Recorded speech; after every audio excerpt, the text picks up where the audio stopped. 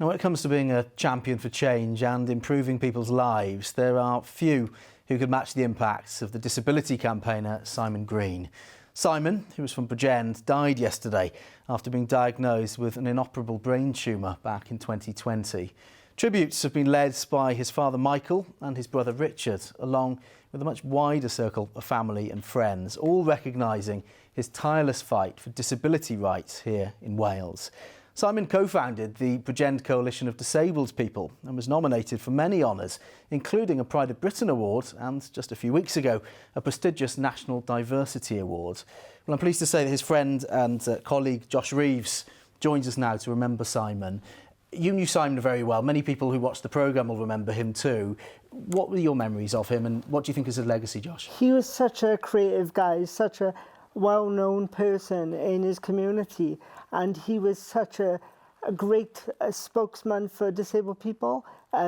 He really inspired disabled people to create change in the community by launching a coalition in Bridgend to get disabled people's voices heard, and that takes a lot of guts. Being a disability campaigner myself, and I feel like he's inspired me to create more change in Wales. What do you think about it with Simon? Because we used to talk to him about all manner of things, about the causes that he was campaigning for, his own health struggles in the last couple of years of his life.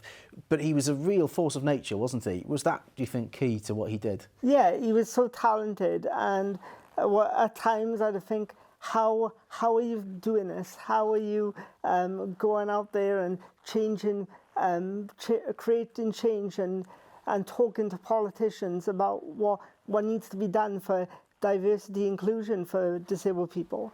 We know he was many things. We've listed some of his achievements there. He raced as well, didn't he? And he was a very competitive person. I think we've got some pictures of what he was doing there. You know, that was all part of his approach, all these many different things that he did. Yeah, it was. And I think that there's no way I would be able to do a marathon in my wheelchair. I've got a manual wheelchair now, which I would have loved to race him in because it has that motor, and I wish that he could have told me how to do that. But I know that his legacy stays strong because he was such a great person. He didn't have to do that to fundraise for charities, but he did it because he needed to help disabled people in the community.